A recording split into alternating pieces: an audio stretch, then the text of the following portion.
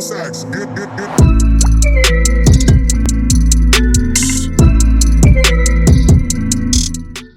Welcome everyone. Welcome back to Cruiseman Podcast. Yes, I'm one of your co-hosts, Ade Ladende, and let the others introduce themselves.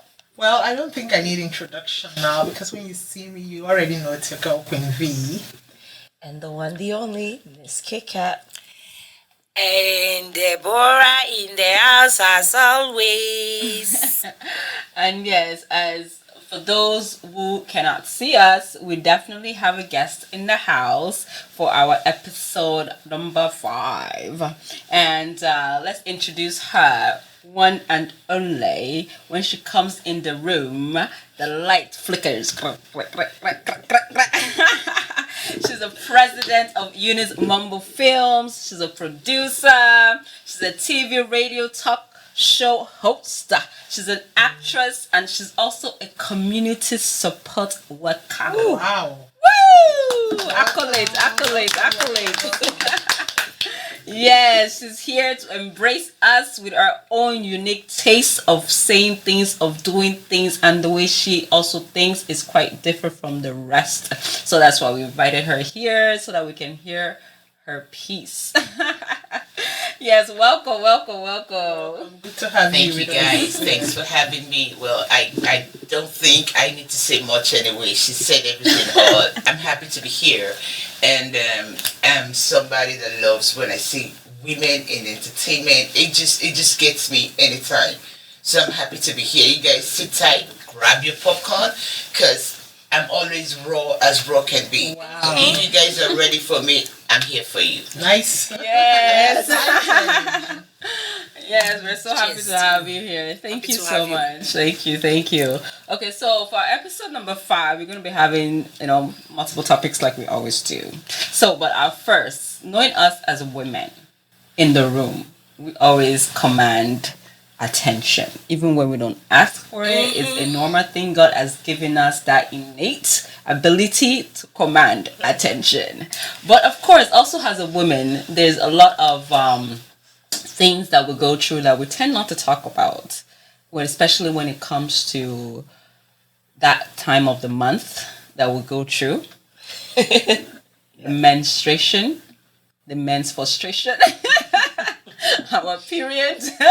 That, even as from young girls, it's something that we don't really have avenues to talk about it. It's almost like something you are shy of, which of course we know it shouldn't be. It's part of who we are. It's not a disease, it's not a curse. And I find that a lot of girls and eventually women don't really express it, and when we do, we kind of almost look down. It's always like an embarrassing moment that we have to share when it comes to our menstruation. We never actually have something positive to talk about, or just share our, the way we feel, or how we go through and how we cope during that period. Because I remember in high school, I had a friend that when she was on a menstruation, she doesn't come to school. And I'm like, really? Is that serious? Because me, I never had that issue of cramps and whatnot. But, she's like, I can't come to... I'm like, she's just looking for an excuse not to come to school. I didn't realize how bad it could actually be. Yeah. So what are your experiences, ladies? I'll guess first? Yes. Yes, let our guest speak. Well, before I even say anything, I'll start with why did they call it menstruation? I mean, it's something that happens to we women. So is it like it's a coined word from something that frustrates the men? So Wow, they go I like think- men's frustration. Why in God's holy name do we have something that happens to women? I know. I mean, when you get to a point, they say menopause. It's true. Why do we have to always have whatever that belongs to us shared with men? Men. Wow, I Ouch. like that. Never Why? thought about it that way. Yes, menopause. Yeah, from all what I see is that during the menstruation, the girls get cranky, and they want us to deal with the men very well. Because while we are being cranky, a man comes, when you are in labor, your husband comes, say, sorry, you give that man a slap, say, sorry, be bawo. You understand? And then the menopause thing too. When that heat starts, a man comes closer, you give the man, we are just made to deal with the men. I like the definition. Problem. Wow. Wow. What's your take? When I was younger, I remember when I first got my period, what made me realize I should say later on realizing what my warning signs were that I would get excruciating back pain right at the base of my back. It actually got better after I had my daughter, but it was so bad that even Tylenol 3 wouldn't work for me. So I was one of those where I would stay home during my period times, and if I was at school, it was don't come near me because I'm very agitated. I can't sit for long. I need to have the heating pad with me, and then like my gut here too would be hurting. So I'm getting both pain front and back, miserable. So when I heard about menopause, I said, when is menopause gonna come my way? Because I want this to be over with. Then when they tell you childbirth is 10 times worse, I said, in that case, I never want to have a child because I don't want to get fat and I don't want to go through this pain so they can keep the children. Like, it was horrible. And the only good, in my eyes, the good was I would only menstruate for about 3 days, but the pain would be there at least 5 days. Wow. So I have to deal with that. That's mine. So, coming to what Adiba said about we sometimes we're not able to say it, own up to it when we're on our menstruation. I have a different perception about that because I started my menstruation when I was 12. Yeah, and I really remember because it was during June 12, during the Abiola, I think 1993. So you guys know my age. So, but mine was different because my father, even though he's very educated, he's a traditionalist. When I found out that my period had started and I told my stepmom, she told my dad. I didn't tell my dad directly, I told my stepmom and she told my dad. And I was like the queen of the house that day. They bought live chicken. Wow. They cooked and then they prayed for us. And Nigeria, usually the thigh of the chicken is for the men. And that day they gave me the thigh. I sat down on the table. So it was a thing of joy. Yeah. Welcoming you Yeah, to the Yeah, it's a welcoming. womanhood. And they sat down. And then I felt like a queen. I was like, wow, having a menstruation is a big deal. And my father prayed for me, and he prayed that I will never have difficulty having children and all that. And then they killed the chicken and cooked. And then in the night, my stepmom called me and told me that, you see, this time you started this, if you go near a man, you're going to get pregnant and all that. So, and I didn't have all those pains, but I have 3 daughters now. And one of them goes through this pain you guys are talking about. But thankfully, the other 2 took after my own leg, like they say. They don't have any pain and all that. Wow. So, yeah. That's very inspiring. Yeah, so I'll do that for my daughter when she gets some people are painless, I right? did that for my children. Once they start their period, to the same thing. I don't use the chicken like my dad cooked. At least you give your but I pray advice. for them. Oh, and good. say, this day you've started this period. You will never have a problem with childbirth. You will never be barren. I pray for them. Maybe sometimes I want to think it's the African people that do that. I didn't even know when my daughter started her home period. She never told me. I don't know if it's the same with you guys. I never knew I never knew the day. I didn't know anything. But as the time went by, I started getting to know she's same period when she starts to get like tired or something. She said, oh no, I'm seeing my period. That was later on when she became. But say when a child will start to get period, she never told me. Nothing. She handled it by herself. There was nothing like me telling her, oh, don't go through it. Meet a man, you get pregnant. You know, this part of the world, right? But mine, I was even up to 16 gone. I didn't see my period. When they say somebody was a man, I will see my mates, like they have stain, they will start off from the class, they will have stain. I will be asking, Kilele, what is this? They are seeing their period. I say, you this month is seeing your period. I never discussed even with my mom about period because at that time I was already a grown-up, right? So when I saw mine, it wasn't like I was a baby, So, but the difference is that mine just comes for only 2 days. I don't even know when it comes, I will not know period is coming.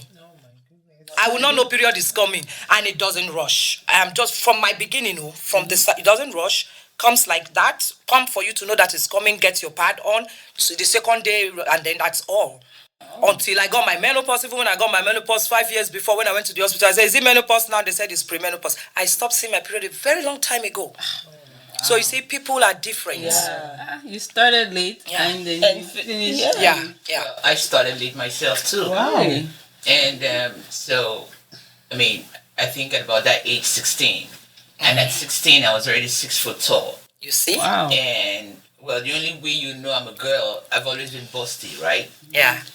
So I was so much looking forward to it. We're 5 girls. I have 3 older sisters, and they already started. So it made them feel like they're the chicks in the house. I know, eh? So way before, I think like 14, I started putting part there because my friends were all doing it. So I didn't. First off, it was late before I started having boyfriends. So you should understand that all my friends were privy to a lot of things. So I was just, playing along, and then the day came. It was a terrible, terrible pain. I've never felt that before. Wow. So I fell on the road screaming, on my way back from school. And then some people helped me. Boom, I got home. My mom was worried what's happening. And I told her my stomach, and finally she saw the stains and she looked at me. And she will be so happy. And she said, "Wow, look at you." I always behave like a boy anyway. Look at you. Now you're a woman. You have to behave. I was so excited, but I just had that look on my face what is this? I've been praying for this for like 4 years. I now. know, huh?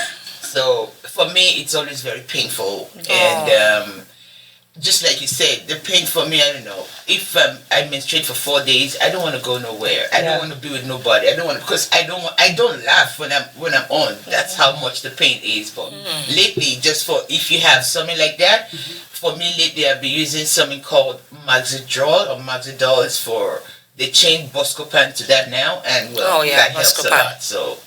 It's not something I want to talk about because it's funny we talk about it now. Boom, tomorrow is here. I have to go through that thing. And it's you saying that it's so true because I've realized when I'm not on my period and I'm around other females, let somebody say they're on their period, then within like the next day, my own will come. So there's times where, especially when my friends come around, I just be like, listen, if anybody's on it, don't say it. I don't have time for it right now.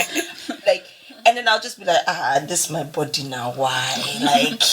Catch it. Yeah. I think there's a physiological thing about it because the same thing, like if you're around like females, one person has it, it's like it passes on. Yeah. Even though normally if you're not with them, that won't be your time for you to have your period. But then when you're around and someone has it, everybody now catches it. It's interesting how that happens. There are just some things in life that we cannot explain. I have a friend that every time she's pregnant and her friends come around and the friend is menstruating, she loses the baby. Once she smells it or she sees it. Oh my God. Life is beyond physical world. It is. There are just some things that happen. Sometimes, for example, you're born and brought up in Canada. Your parents are from Nigeria. Now, your parents have what they call orodili. Well, for those that don't know, custom and tradition, which their family do from time to time. And you didn't tell your children about it. Boom, fast forward. Your daughter is old enough now and she's married. And your daughter is married, her husband is doing something to her, she doesn't like it, she starts to cheat on her husband. She has 4 kids for her husband. Anyway, the first one dies. The second one dies. You say, oh, they're sick. Oh, no.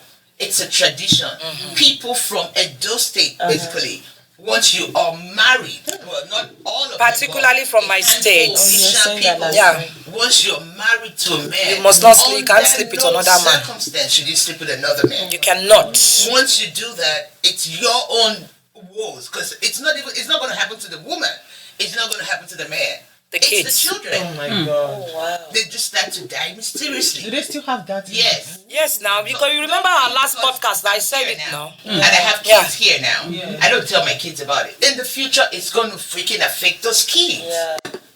So you just be careful. There are just some things that we we do not go back into them and find out. Before our time, before the time of our fathers, they will go and find out, oh, this woman, what's the family like? What's their tradition? But I mean, we don't do that these days, all in the name of love and civilization. Christianity. In Probably Christianity. One of in It's Ghana, not religion, even the Muslims too. So in it's Ghana, just for civilization. example, if you're getting married, your parents will go.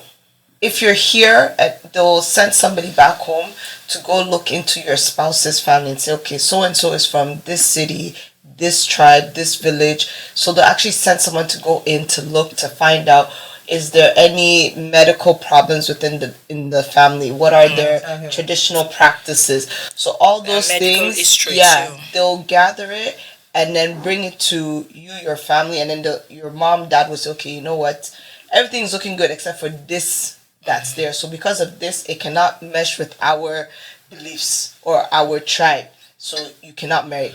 So for us here, we don't understand. And I know my dad has always been talking about that. My mom will reiterate it.